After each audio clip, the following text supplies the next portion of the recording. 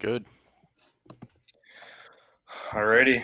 Welcome to another little brief segment here of the Gambling Lab / PGA Championship Recap, brought to you by Bogey Proof. We got full house tonight. We got TJ, Paul, Prev, Mikey, and myself, Matt, coming to talk a little PGA and talk a little Phil Mickelson, getting it done at 50. What do you guys think about that, boys? Fucking 50, man. Holy shit. I was shaking on my couch. I literally, well, maybe it's because of all the booze that I drank from the day, but no, I was literally shaking watching Phil. I turned to my dad. I was like, Dad, are you shaking too? He's like, yeah. So we both were like, wow, this is unbelievable. Like, I could not fathom fucking 50-year-old Phil. We're talking about, like, is he done? Like, she just played Champions Tour and now he's winning a major? Like, Jesus Christ. Like, congrats, man. That is fucking awesome. And not only like oldest major champion ever, on the longest golf course the major's ever been played on too. I know it didn't play that long.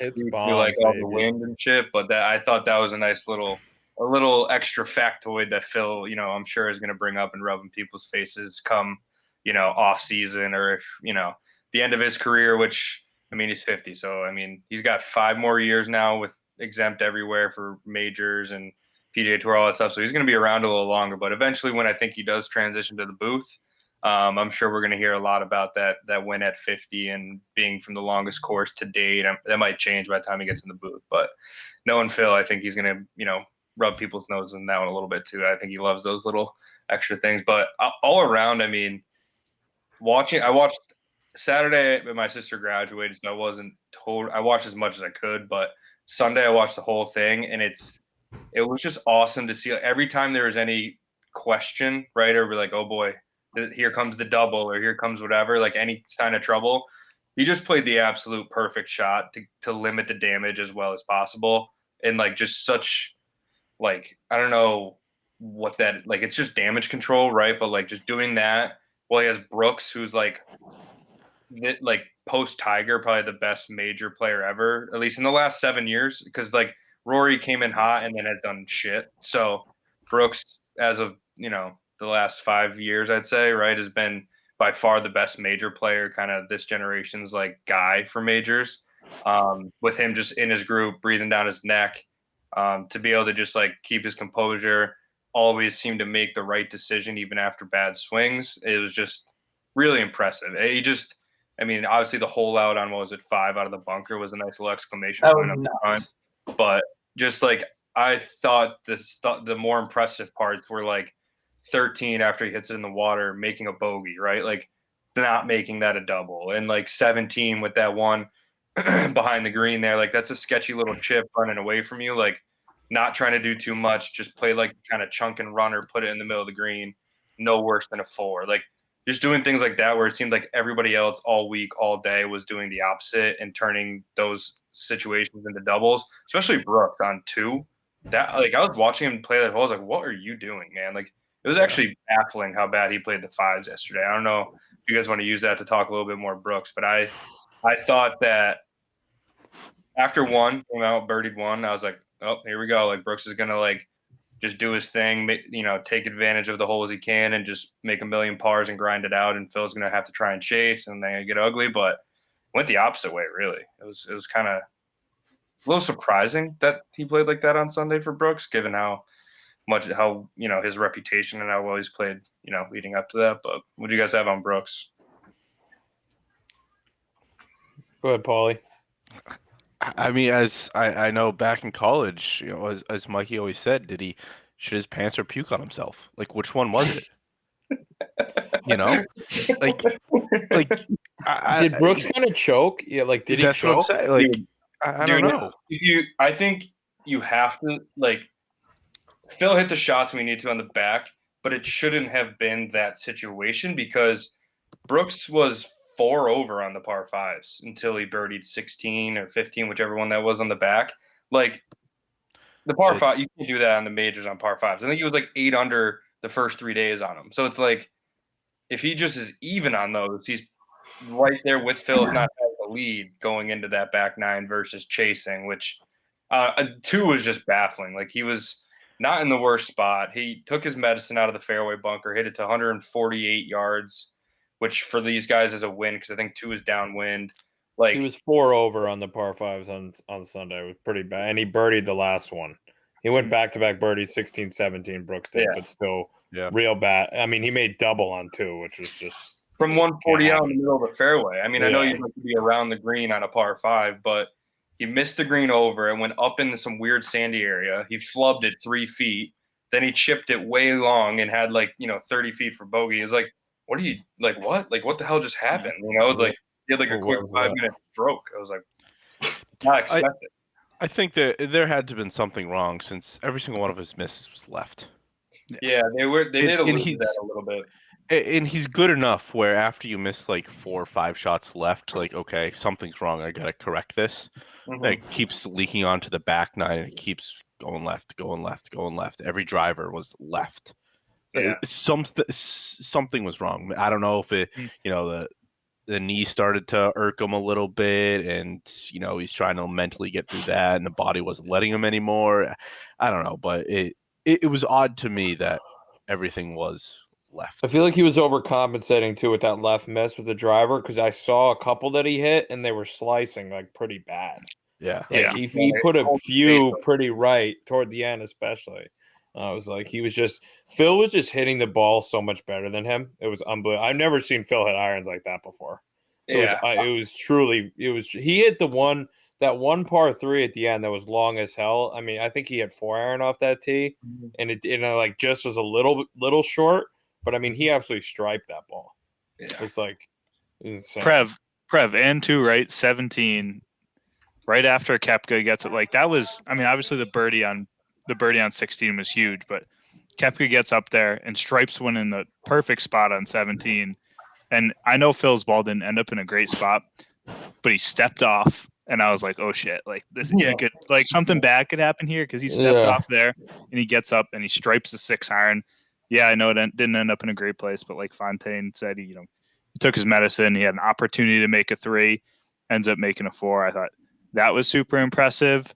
And I think going back to Brooks a little bit, I think the one thing I thought was different this weekend, on Sunday especially, was in past majors, when other people would stumble, he would take that opportunity and make a birdie and put it down someone's throat, right? Mickelson, kind of that little stretch at the beginning of the back nine when he makes his 2 bogeys in a row and he's starting to fumble a little bit and he hits it in the water, whatever it was, 13. Koepka plays the hole like an idiot, right? And he's playing on the left side the whole time. He flubs one out of the sand after he's pin high in 2. He gets it up and down for a bogey, but Koepka 2 years ago makes a birdie there and it's a 2-shot swing. And next thing you know, it's a different golf tournament. So I think and who knows if it's a physical thing, who knows it's, he had so much success for that 3-year period, and then he struggled. Obviously he won in Scottsdale this year, but he hasn't shown the same form. And that's after he was doing terrible. The Scottsdale win, he was doing terrible leading up to that win too. So it's I mean, but the PGA. I mean, we have to note the PGA record though. The last 4 tournaments, 2 wins, and then he finished what? He was 4th. He was in second place at TPC Harding Park until a bad Sunday. Yeah. So classic golf from him. I was thinking about the last PGA Championship because he was talking about DJ because DJ was up there, Morikawa, how he was mentally stronger than those guys, that he could just walk up, show up, and beat them, and then lost that. So kind of looked a little bad on his part. And then I felt like he had an opportunity to redeem himself this time around, and just Phil ultimately just dominated again. So looking at Brooks as a whole right now, he's been talking a big game. He's not really backing it up. I mean, coming in second still is very good.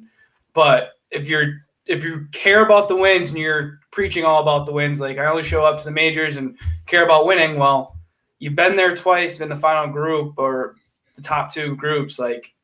You're not really showing up and winning like you're saying you could, and mentally beating these guys. So but with that though is Rory has changed his mindset, JT has changed his mindset, Spieth and a few other guys have all changed their mindset that they are going to try and only win majors. And what have they done in the last few years in majors? when Brooks has come on the scene, and Brooks is still just I taking think over majors. Yeah. I think you can, like, your point, TJ, is like, he came out and I think he literally said, like, look at I've done this 4 times, like 2 different like back to back and 2 different whatever. Like, I've done this, I've been here, I've done that. Like, I know how to get it done on Sunday in a major, and then kind of flopped the last 2 of them.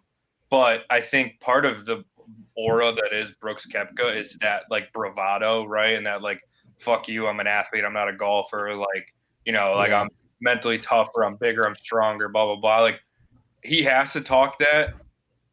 Like, if he starts saying other stuff, I'd be way more worried than him saying it and just not executing. You know what I'm saying? Like, if he did the change my mentality and just whatever, like, I'd be like, oh, he's fucked. But like, the fact that he keeps saying that, I think it's part of his aura, his character, his whatever. It's great. It's why we love Brooks. Like, Yeah. what it's all about. One approach for Brooks Koepka, man. And honestly, like I say, his granted, he definitely choked his PGA a little bit, but granted, let's, be easy because, first of all, incredibly difficult course.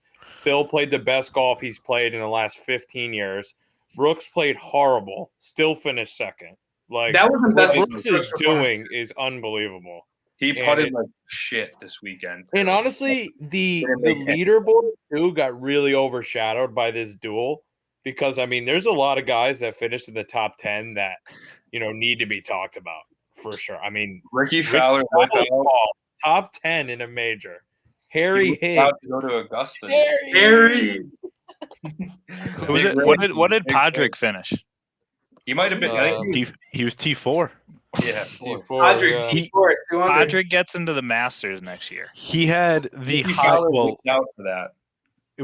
He's tied, but the captain of the Ryder Cup team for European had the best finish in the PGA Championship. Yeah. Also, man, I mean, Mikey, I know we talked about my boy Abe. Abe is nasty. Abe went off. Great Sunday round. Yeah, Abe is really serious, man. That group lit it up. Because Jimmy Walker also shot like 2 or 3 under too. Like, that was an 8 under in that group, which is Rose top. Comment on his picture, just wouldn't let me. Guys, we're forgetting the most important top 10 of all: the backdoor city out of Tony Finau. Yeah, classic. Rom and Finau, just was 2 coming. classic backdoors. Yeah, totally. Just his classic. His classic. I'm T17 on Sunday, so I'm gonna shoot 66. Get 3 shots of TV coverage, top 10, 400,000. I'll see you in Utah. Classic, absolute classic Tony Finau performance. Just and Rose there, he shot like 67, I think, Jesus. And he's just all right. I'll backdoor this top 10, boost my world rankings for no reason since he's not playing. He also took home 263K. Yeah, there's a lot of letdowns though from this tournament. I mean, JT huge letdown, DJ huge letdown, Xander huge letdown. Yeah, just a lot of guys that just really didn't play too great. Brian Harmon, my guy, just hasn't been too well this week. I think Adam Scott Thursday off the first tee when he knocked one right into the hazard, he was done. He should have just WD'd right there. Good. It's over. Tommy, I was like, yikes. I remember TJ was like, did you see Jason Duffner 71 in the first round? He went 71-81. So, Tringale 72. This is the cut. There were some massive numbers on that scorecard. How about Thomas Peters, a little 76-84? How are you? Yeah, what a disgrace. Why show up? You know what? I'm gonna be honest. I mean, how good is Berger though? Berger literally shot 100 over on Thursday and still made the cut somehow. Going into Sunday, he had like one of the worst stroke gains off the tee in the entire field. It's like if he could just hit a fairway, he might win the damn thing. Yeah, one of these days, I can't wait to see him hold up a major trophy. It will happen, and I can't wait. I can't wait because I love that guy. And he's gonna buy another boat and just chill. And 79-69 Thursday, Friday. Come on. No, the best scoring of the week, John Daly, 85-86. See you later. Thanks for the invite. I'll see you next year. Yeah, that chip and birdie. See you later. And he hold one out on one for a birdie. Yeah, baby. You never want to birdie the Question about John Daly. Did he did get the cart, right? He got to ride in the cart. Did you guys he did. Did you guys see the video when he got stuck in the dirt and the guys pushed him onto the rope? You think he was getting out of that cart? Fuck no. Hell no. I'm not going anywhere. You push me. Get the man another Diet Coke. I think there's a picture too on Twitter of him warming up for that. He was like one of the first tee times on Thursday morning, and he was ripping a bogue on the practice screen. It was like one-handed practice strokes, ripping a bogue, like just getting the speed down. It's beautiful. Absolute beautiful. Absolute legend. Somebody picked him in our DraftKings league. That probably wasn't the best pick. You know who it was? My buddy from home won our league this week. TJ, did you cast any lineups? Charles Schwartzel was my value of the week, and I think he shot like 89, 90. I did catch one. I was net, or I took a loss. I think it was 50. I won a $10. Won $10 back, but. Who was it that I had? Bring it up now. I had Finau, Paul Casey, Patty Reed, and obviously Finau, just the classic backdoor top 10 to like lift me right into the money. It was just so beautiful. Patty. Yeah. Patty Reed, Morikawa, Zalatoris, Corey Connors, Harris English, who made the cut, and then Harmon missed the cut. Yeah. Tough weekend for Mr. Connors. Mr. Connors was that was crazy. I was like, what is about to happen? Dude, honestly, and it's honestly a pretty good segue, but it shows how hard that golf course played. Like, honestly, that was, for me, and maybe probably some recency bias here, but like, for all the hype we gave the course going into this week, that was the best, like it met the standards, met up to the hype that was built up for like that golf course. Better than anyone for a major championship I can remember in the last 5. Like, obviously, Augusta is one thing. We know we're getting out of that every year, and we love it. We want, put it in my veins as much Augusta as I can get. But for the other majors, there's always, the hype, the talk, the whatever, and like it kind of always just it always becomes more about the player storylines versus the golf course. This was the first one in a long time that I feel like the course like went above and beyond expectations and absolutely showed out. Like, that was like the perfect mix of, people making putts everywhere, birdies, eagles, like all that stuff when the wind was down in that first few holes, or if they got the right holes downwind. And the second that wind kicked up, and then that back nine stretch where it gets longer, more difficult, it was like hang on for dear life. It was just like such a perfect balance where it wasn't like a U.S. Open where they just try and kill you for 18 holes, and it's like really hard to like, you don't see anybody make birdies, so you don't even, it's tough to appreciate the good golf shots versus like PGAs of the past where they're shooting 21 under or whatever Brooks shot at Belle Reve when everybody was making birdies everywhere. Like, I thought this was like the perfect balance. And I think what Phil finished at 7 or 6, like that's an awesome winning score for a major championship. Yeah. Perfect amount of carnage and beauty at the same time, Exactly. And like that course, like it was all the course. Like I think PGA America sets that up. Like, they did an awesome job with like riding the line of, hey, like you can still make birdies out here, but like if you miss in the wrong spot, like you are totally kill you. And like if you try and get away with it and sneak out a par, you're gonna make a double or worse. Like, you need to take your medicine, hit it back to middles of greens, and like make no worse than a bogey. And I think that's ultimately why Phil kind of came out on top, because he was just, I don't know if patience is the right word, but like he didn't force it when he hit a bad one. He just was like, he did a very good job of being like, all right, how do I like minimize this as best as I can? Like, it seems like Brooks was like in a hurry a lot on a lot of his fuck ups. Like, even the first day, right? Him and Rory on the first hole, Rory's trying to take a drop, and you see literally in the background, Brooks is just whacking it into the bunker in front of him, making a quick 6 to start the day. Like, stuff like that. And then on Sunday, I think he did it a couple times too. On 2, like, all of a sudden he made a double. It was like a 3-minute span where he hit 3 golf shots. In like he 3 birdied minutes. 1 too. He came out hot, and then it was just I feel like he got a little when he got in a shitty spot. I think he let it kind of piss him off more than just like, I don't know, being like, all right, how do I minimize this? He just was like, all right, come on, let's go. Like, let me make a bogey and like let me get to the next one so I can birdie it because I fucked this one up. Like, they'll just seem to be like much more like, I don't know, in the moment, like just made much better decisions. It seemed like when he hit it in a bad spot, because there's so many out there that it's going to happen throughout the 72 holes. But it seemed like he did a good job of damage control, better than most. Phil looked like he had been there before, right? And clearly he has, but like he really felt comfortable in his own shoes. Just watch him all throughout Saturday and Sunday, and just even come down the stretch there. Just on 18s, pulls out, what was it, 9-iron from 174. Just, you just got to put on the green. You do that, you 2-putt, 3-putt, you're in. It's gravy. And just going out, executing it, and look like he was expecting that. Like it was that easy. And it was just really impressive to see. It was great for golf. It was great to see him perform on such a long course, the wind, the way it was howling. I mean, that was awesome. It was really cool. TJ, the putts go down, the thumbs go up. That's what it is. I actually have Phil highlights. I got third round. I just went over to the last round, and a lot of thumbs up. He was making fun, right? Everywhere. I think somebody tweeted at him. He's like, "Yeah, I'm icing my thumb now. There's a lot going on this weekend." Yeah, you got to make your putts in these majors. And one really cool feature. I don't know if you guys caught this, but I noticed this on Sunday. They had the wind meter, where the wind was blowing, which direction. The adjusted. That was fucking cool. Now, we need something like that, something like, I don't know, slopes. The wind is calculated. So we're playing those golf courses at 20 miles per hour up here in New England.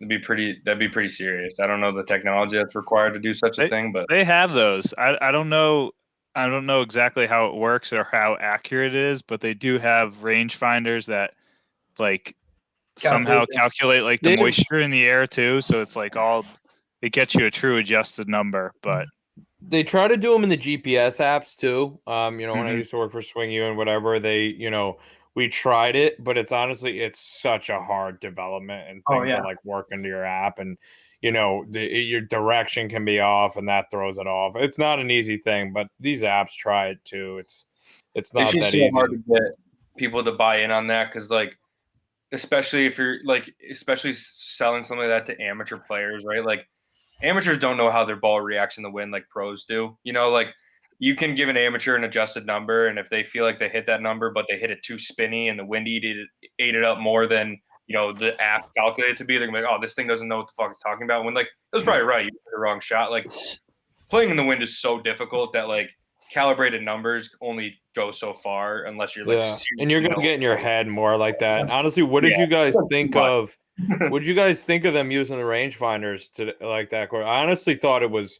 I think there was way too much talk about it. Like, oh, it's going to slow down play. Like, I never really understood that. Like, Phil's just zapping, getting a quick number, and then like him and his caddy are talking through the shot. Like, I didn't think it changed anything. His brother was just like zapping numbers on the walk down 18 too, like 100 yards into the fairway. Like, I don't know what he's lasering. But he was like 100 yards. I think they were just all jacked up, Mikey. He was just like, I'm pumped. I think he was like looking through the laser, like trying to find sand dunes and see the wind blowing up there. And like, I don't know what he was doing. But bro, it changes. It really does. It changes them using the rangefinders, coming from someone who used to work like in that golf space, which is interesting with like the social media part of it. It changes everything, right? Because now all these companies, like, who's using what rangefinder, like what's the go-to one? You see so many now that it's becoming a very, very saturated industry where like you could buy a $400 fucking rangefinder, which is totally unnecessary. And like, so who's using what? Like, that's another sponsorship for these guys. Like, what rangefinders are we using? Who's going to start their own rangefinder brand? When's that going to come? Like, this is going to add an entire new element to golf. And like, rangefinders are going to explode. This industry is going to pop off. So it's going to be interesting to see how it develops. But Prev, the point you say about, slowing down play, I think it was a little bit hard to tell this week because of how goddamn slow it was in general. Yeah, I don't know if you guys, brutal. I pretty much listened most of Thursday and Friday, just like had it on in the background or had it on my extra monitor. And it was painful how much sitting around they were doing in the featured group coverage, because it took them like 5.5 hours to play. Every time I looked up, they were just like, messing around on the tee or waiting to hit the next shot. So I think we probably, because the golf course is so difficult and there's so many variables to calculate, like let's if we go do it at Travelers Championship where it's usually perfect weather in July no or wind, end of June, like you're gonna step up and you're gonna get your number and you're probably gonna fire it at the flag. The wind, like the greens are pretty soft, like that's probably a good testing ground. But like why are we not doing that? Like we should have one event a year where we're testing out some of these things. Like we did it. I mean, every other sport does it, right? Like testing out, shorter games or whatever, like, lowering the shot clock for whatever they do in basketball. Like there's so many tournaments across the year. Like we have opportunities to test out things like this and get some actual data. And, just because it's a PGA initiative and we do it at the PGA Championship might not be really like the best data as far as, trying to really find something. The wind too, man. When it's already, it's a major, so everybody's over meticulous already. And like you said, the conditions were so hard. There are people making, double people. The average score is like, right around even, if not over par every day. So it's like, it's already taking longer, more golf shots are being hit. Like you said, you do have a place like TPC. I think you'll actually see the difference better if there is any, because, and I think ultimately it comes down to people using it in the right places. Like I think your caddy still has a value if he goes out and does his usual thing and you have your yardage book for when you're in fairways. I think it comes into play when you're off the fairway. Now, okay, rather than doing all this walking off shit, zap it real quick, and now you got your number for, whatever. And you still have, within your book, you still have your adjustments if there are any, right? Like from 150, it's up 6. From 200, it's up 2, like whatever. Like you have those adjustments already worked into your book. Now you just take it, you're just over to the left more. Like I think if the pros use it the right way, and like not to ricochet shot here at Bryson, but like he seems like a guy that's going to do it from 75 yards out in the fairway. And like shit like that's going to get annoying fast if that's what happens. But I could be being a little pessimistic with that. I think it makes sense if people use it in the right way. I think there should be, even if, I don't know how this would work, but like I think I said this either on the recap or the preview show podcast, I don't remember, but like officials, like there's officials all over the golf course, right? Just give them the rangefinder for if somebody's way offline. Like I don't know if it becomes a thing where it's like too slow, like it's got to be used every week. Yeah. Like Charles Schwab coming up next week. Like we don't need to get into it too much, but like same deal. Like they got to use it. Like we got to keep it going. Like the problem with pace of play too, Mikey, is like obviously that course is hard as hell, and the wind and all that. Like obviously it was slow as hell to begin with, and then you add in all the elements and whatever. Like then you're going to have even more of an issue with slow play. So like we got to keep it going to these high scoring events. Like the Byron Nelson, like I want a rangefinder in everyone's hand. Let's see how it works. Like let's check out pace and play then, and see how it goes. Only issue with doing it in those events is just that it's the PGA Tour, and so the PGA of America. I mean, they were the first one of the PGA Championship. We allow shorts during practice rounds. Like that was life changing 5 years ago, apparently, or whenever it was. Yeah, that was huge news. That was all over the place. We can wear shorts during practice rounds. Oh my god. That was Phil's calf segment. Yeah. So it's they're making small steps and they have to, and it's really the only event, they're gonna test these things with is the PGA Championship. The US Open's not gonna sniff this stuff. USGA is not even coming close. They're gonna be hard asses for forever. The British Open, they could do whatever the hell they want because the Euro Tour already does kind of whatever they want to, but the RNA is kind of hard asses like the USGA is. So it's really just the PGA of America that does whatever the hell they want. It's crazy too because like the social media world is the PGA Tour and all them and all these companies like TaylorMade, like Callaway, they're all trying to copy what the European Tour is doing with all like those hole-in-one challenges the European Tour guys do on those YouTube videos are like the coolest videos ever. And like, yeah, I don't know. Some developments are coming for sure. I think. Sorry not to cut you off, Fontaine, but do you think that has to do with the fact that the European Tour players just don't have the obligations that US-based people have? Like, I'm not sure Jordan Spieth has the time to like. I'm just thinking opportunity costs. Like, do a segment for the PGA Tour that costs him 2 hours on a Monday or something. Like, I just don't know where the guys on the European Tour have minimal obligations to do it. Like I don't know if that works out, but I agree. I think like the hole-in-one challenges. the hole-in-one challenges, or the ones where they like hit every club in their bag and try to get like on the green. Like those are fucking awesome. But I don't know. But then I say that, but then right, we have like these curated videos of right the anger management thing. We got all the best European tour players that are willing to get into a room to do that. That would not happen in the US. There's too many fucking egos. There's too many, if we're gonna say, other sponsor obligations. But sorry, Fontaine, what were you going for? No, I was just gonna. I mean, to your point there, though, I think it's just with more freedom comes more creativity, right? Like I said, they don't have all these. You got to be here at this time to take this photo shoot and talk to this group of people and do whatever, and then try to work on your own golf game to win golf tournaments.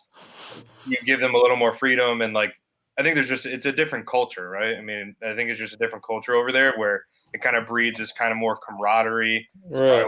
If you want to engage a younger audience, you have to. You have to. Like these sports that are slow, and TJ and I can certainly touch on this as ex-baseball players. Like the MLB is probably the worst sport in the world in terms of marketing their players. Like we have guys like Mike Trout who nobody gets to see, nobody gets to watch. Fernando Tatis, no one gets to see, no one gets to watch because they don't know how to market players. And it's like if you want a younger audience in the game of golf, especially as all these like less and less kids are going to be playing football because of all this CTE research that comes out. And these kids get bopped one time by some, freak show 13-year-old, and he gets bopped one time and his life is over. Parents are going to be like, no, he's going to the golf course. And like these slower sports, you need to find more ways to get people and younger people more involved. And like the European Tour and stuff like that is how they're doing it. Right. Yeah. So that's why you can see TaylorMade especially starting to work their way into the Barstool world. Like, okay, we suck at this. So let's let the people who don't suck, let's let them take them. And like, let's let them take Harry Higgs, and let's let Harry Higgs go out there and try to beat these four morons in a scramble. Like, you know what I mean? So like, that's like, you can see it happening. It's just so slow, Yeah. Yep. No, I'm looking forward to hopefully more shit like that coming. I think they're like you said, TaylorMade at least recognized it, right? So it's like, all right, we maybe we'll see. Like again, it's never gonna be quick, but maybe they'll start like inching forward here and doing a better job of it. But going back to PGA to kind of wrap that up. I had two we'll go around the horn questions here. I guess one's a question, the other's just a quick note. Like, how cool is that on 18 / Brooks was not happy about it, but like, it got a little. I think it got a little carried away after the Tiger one in 18. I think people just now think that it's the thing, but like they did not have control of that crowd at all on Sunday. But I don't know. They lost the crowd. They lost the crowd. They literally lost. Talk about elements. That was a fucking element. I'm watching it actually right now. There's just a sea of people that he's got to walk through to get to the green. Like that can't happen. I mean, I love the crowd following him, but like he's got to go putt, and he's literally going through a sea of people. Like they have police officers guiding him to the green. Like he hasn't won yet. I know why. He's on a bum knee, and he's walking through crowded people. He's worth I don't know how many millions, and it's like this guy deserves a little better than this. Yeah. You can see after Phil hit his approach, like guys were like jumping on him. Like, what are we like doing Happy here? Gilmore, everybody's climbing the front. Yeah, like it was Brooks a made a sweet comment. atmosphere, but Brooks's interview, I think he came off as like bitter and pissed about his knee. But we remember from, I forgot what tournament it was that Tiger was playing in, but you guys will definitely remember this. PGA. You remember when that guy almost fell in in his leg, and like I think that was at the PGA. Yeah, I think that was the PGA. Was that the Masters or was that behind him and hit his knee and he like it was Augusta. It's like that shit happens in Augusta second round. It's like that shit can't happen, man. Like it can't, and like people lost their minds for that. And like I honestly think it was fair of Brooks to be pissed. Like he's like, bro, I'm trying to fit. Maybe I'm not going to win this golf tournament, but like I'm trying to win. Second alone, like that's second alone's a ton of FedEx points. Like I'm trying to do my thing here. The FedEx Cup points, who cares? $250,000 probably. Yeah. Literally. I think too the piece of it too that we're not really even mentioning is say Phil doesn't hit a great shot on 18. He hits a great shot in there and it doesn't matter. But now everyone's going absolutely insane and Brooks has an opportunity to stuff one in there, make a birdie, and put a ton of pressure on it, and people are fucking going insane and yelling and doing whatever. His 150-yard shot is, 150 yards. If it's quiet and he has an opportunity to probably go through his process, he's probably going to hit it inside 15 feet. I know he hit a decent shot, but he didn't make the putt. But we had an opportunity there where like there could have been a real issue if Phil makes a bogey there. Yeah. Right. And we're like, okay, Koepka didn't have a full go at that second shot because people were going, was a little too much. I love the idea of it. It just needs to be a little more managed by the marshals out there. And it's not easy. And I was listening to Foreplay briefly, and I listened to one little clip, and Borelli was like, I'm actually shocked that this doesn't happen way more often. And I was like, honestly, we all been to the Travelers, and when we go to the Travelers, we're not drinking water. I'm drinking fucking 19th holes. And like, there are a lot of really inebriated individuals at these tournaments. And, I'm surprised it doesn't get more ugly than it does sometimes. I am. These tournaments are hype, especially after COVID. And now it's like we have the second major or whatever, third major, whatever it is with fans. And now you're telling me Phil Mickelson is going to win? Like, this place is a zoo. And it's South Carolina. There aren't rules here. Like, this place is a zoo, an absolute madhouse. And like, I'm shocked it wasn't. I'm honestly shocked it wasn't worse. I'm shocked he didn't get tackled. He almost did get tackled. Actually, somebody grabbed onto his shoulders, and the police officers kind of like shoved him off. Like Mikey said, like if he misses that green, not even by a lot, but just enough to miss it and have to get up and down. And Brooks, like you say, is 150 yards out. In a normal world, right? Like, I'm not saying like normal, like playing with us on a Friday afternoon, but I'm saying like normal Sunday in a major from 150 yards. That's a 15-foot circle all day, right? Like, especially with the way Brooks is, like it wasn't his irons that really let him down, I didn't think, on Sunday, but like that could have been like you said, it didn't matter, but like that could have been a serious what the fuck moment, like especially to a guy like Brooks that's like that competitive. Like, surprised, like I honestly, when like there was a time there you couldn't see him, I was like, he's probably fighting people in the crowd right now. Like I would not be surprised if he's like literally like giving somebody, like telling somebody like shut the fuck up, like get out of my way, like I'm trying to play golf tournament, like throwing people, like it could. Thank God it didn't become a thing, and like I wouldn't want to get thrown by him. That's for sure. No. God no, Jesus, no. But it could have been bad. I guess I'm glad it's not. But I guess my other kind of question to kind of wrap this up is, obviously, you have now both Tiger and Phil kind of coming back in the second go of their careers to get a major. I'll let you guys go first because I'm sure you're gonna know my answer, but which one do you think's like more impressive? And maybe more impressive isn't the right way to say it, but like which one was just more like, holy shit, like what a moment, like sports, what was the bigger sports moment, you think? And I guess a couple of reasons why, just so we can, poke holes at each other. So I think Tiger's is just the emotional roller coaster of what he went through, and just, I guess I'm a little bit more biased because I grew up a Tiger fan, was more of a Tiger fan. So for me, like I cried when Tiger won. I was shaking when Phil won, but I didn't have that emotional connection. When Tiger's like hugging his kids and is there with his girlfriend and all of that, that was just emotionally like. Keyword girlfriend. Keyword girlfriend. Allegedly. I don't know. No, you're right. No, we're doing well with that. But no, that one for me. Like family was involved. I mean, that was awesome. I mean, you can't say that Phil's family wasn't involved. I mean, his brother was on his bag the entire week, and it's been for years now. Did you? I don't know. His wife's a breast cancer survivor, and there's a story for both. Did you see the Tina Mickelson? So that's Phil's sister. A couple of tweets that she had sending out that Phil's mom is texting. Yeah. Tell Philip to just make pars, don't hit bombs, don't activate the cap. Make pars. He won't listen to me because he's only listening to Tim today. Yeah, so I know you said the Tiger thing with his family and all that stuff, but I don't know. I think the Mickelson family had plenty running on it, and I know the whole Mickelson family is very close to each other too. Like it wasn't. I don't know. I think it's more of, I guess what Tiger's more have been through was a way more drastic than what Phil has been through. Phil has always been playing, now he's had his lulls, but it wasn't like he tore his ACL, broke a bone, had to have was it 6, 7 different back surgeries? Then he hasn't changed his swing 4 or 5 different times. Yeah, I think that's more of the way we should be going with Tiger, where Phil he's always been playing through his career.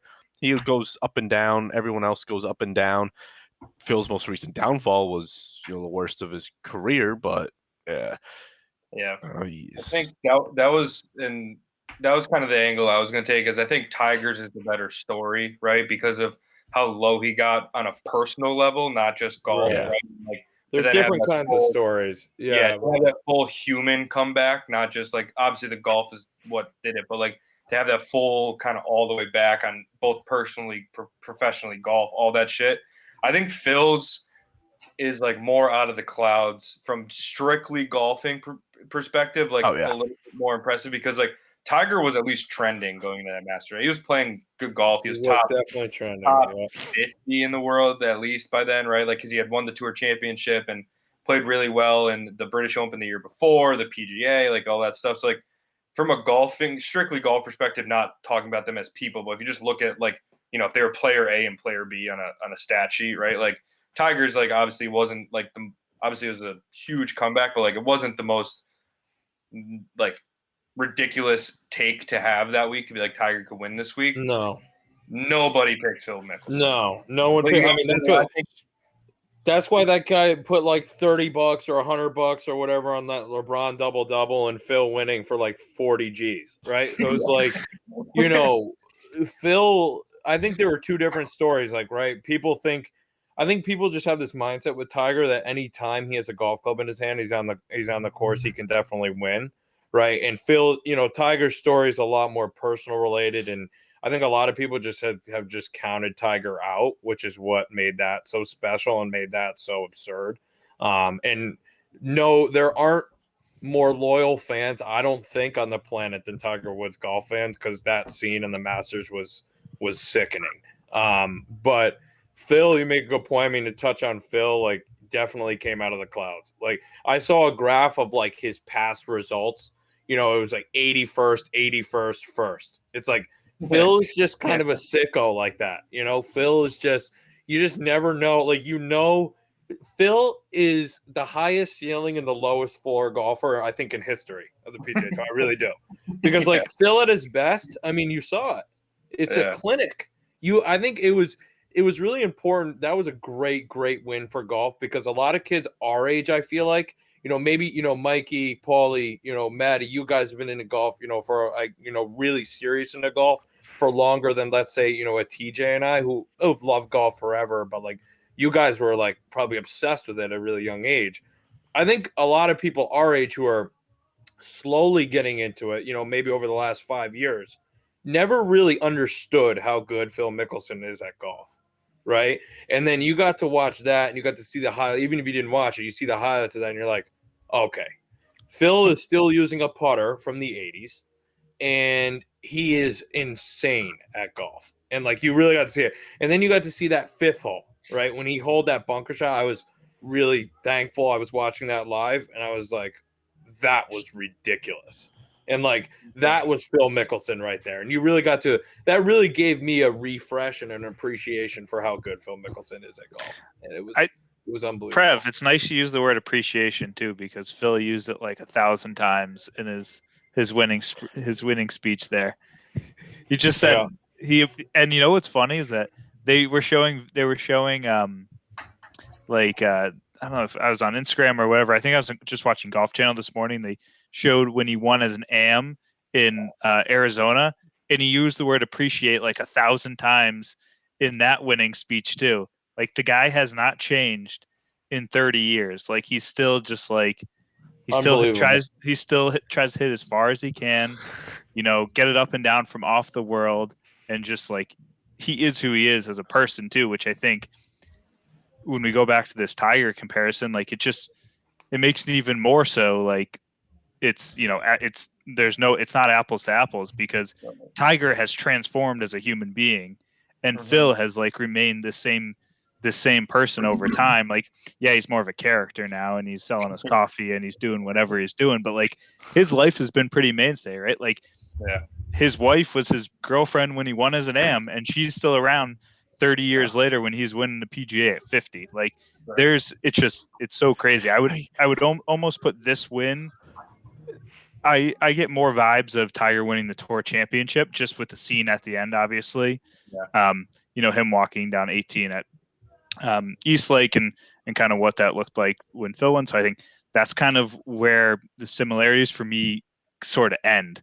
Like the Masters win for Tiger, and TJ, the part you bring up about family, like it's so different because his life has transformed so much, and his first win was with his father and his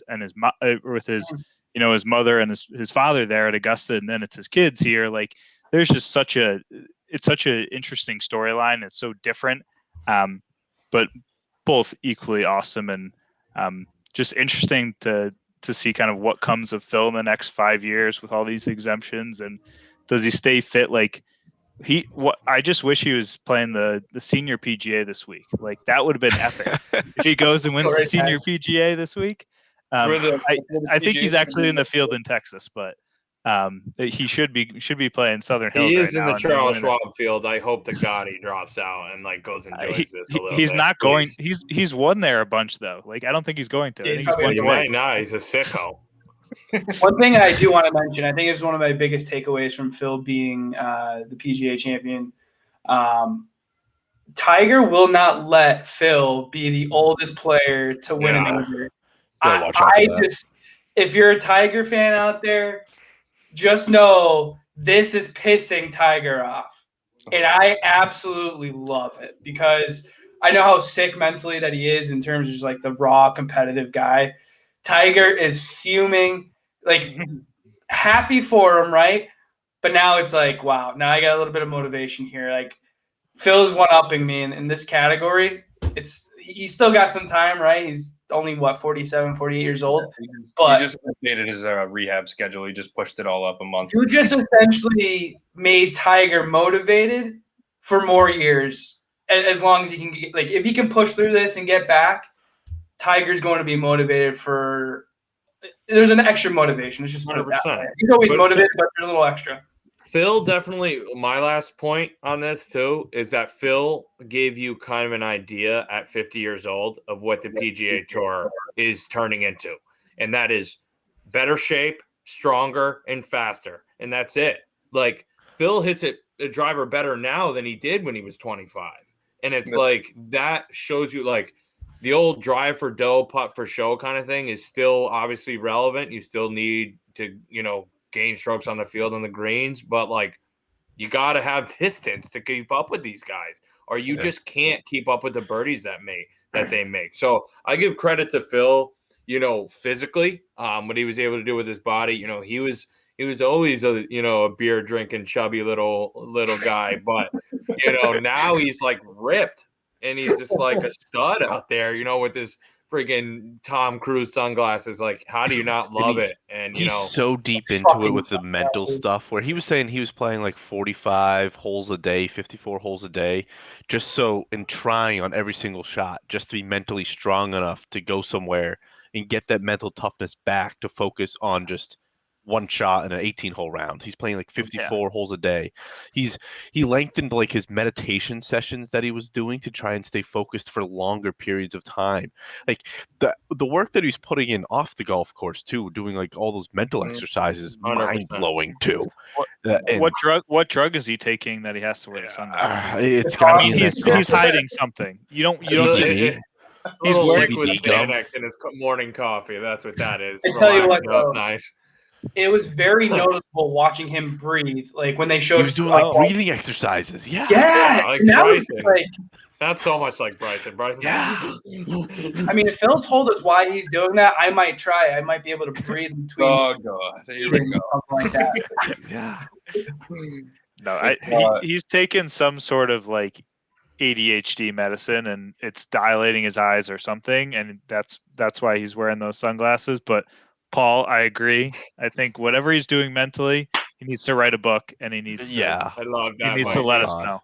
He's not wearing them to look cool. He's on fucking drugs. I mean, I wish Tiger would have wore some sunglasses when he was on TV at Riv. I would have felt a little better about it. Imagine if he came out with shades. People would be like, drugs.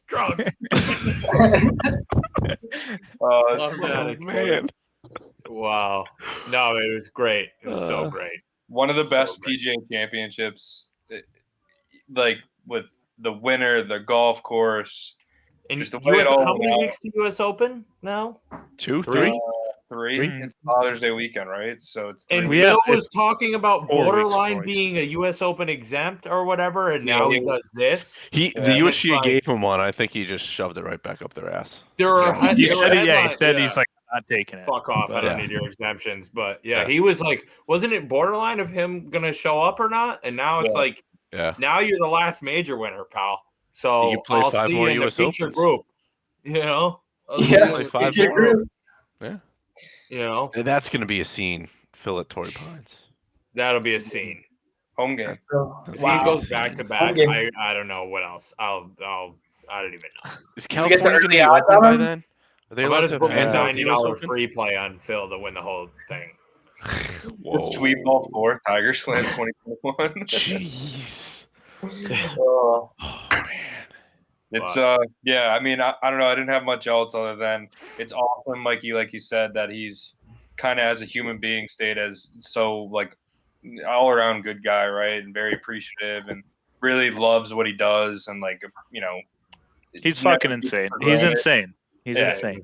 And he's made $100 million in just on course earnings, and he never changed, right? Like it's like, not to mention the probably billion he's made off the course with his sponsorships and fucking everything else. Visit and main dances, I mean, how many millions has he embezzled at this point? I was going to say, how trading. I mean, I didn't want to. many lawyers does he have to pay? How much gambling debt has he settled? Yeah. The list goes on. Yeah, he probably won't. Closing segment, guys. Come on. He probably won't see a dollar. He probably won't see a dollar from that earnings because it's got to go 10 different places. Probably going to his bookie, but knowing Phil, he probably put like $100K on himself at 40 to 1 or whatever it was. Yeah, 250 he to 1. 50 to 1. His manager do it. Yeah, put a stack on me. Timmy threw a quick G note on it on the side. Oh yeah, Insider trading. Yeah, easy. All I gotta say is Tim Mickelson, low key creep. I don't know if you know much about Tim Mickelson. Okay. I feel like that's Tim a whole nother Mickelson's like episode. Tim Mickelson's like 50, and he married like a 22-year-old. Now they have a kid together. It's kind of fun. It's kind of weird. Yikes! That sounds like ideal to me. We go back down the Lucas Glover path from a few weeks ago. Oh boy! Oh, Hey, boy. Another 3 hours. Paul, I know all the creeps of golf. Just let me know. I got a whole list of mid 50-year-olds from Oh boy. spending time with my uncle and like all the guys that he used to play tour golf with. All like these guys are just fucking bad dudes. So we could do a segment at that point too. But hey, the Irish boys Let's showed out pull this his week, moment though. here before we trash this whole thing. All around, I thought it was one of the better majors, non-Augusta related in recent memory, and I honestly could not be more impressed with it. He took down Brooks along the way, who was, kind of the guy, the horse of, the last 5 years. So it was pretty impressive all around. And to come in with literally no form at all, just playing like absolute shit leading up to it, it was impressive all around. And I mean, fucking kudos to Phil. I got nothing more to say other than that. It was just fucking super impressive. And like, every test he faced it pretty well. So that's all I got, boys. Unless you got more, I think that's a good PGA wrap up. Great show. Take it away. To close down, and we'll take a couple weeks and get ready for a U.S. Open and try and run it back.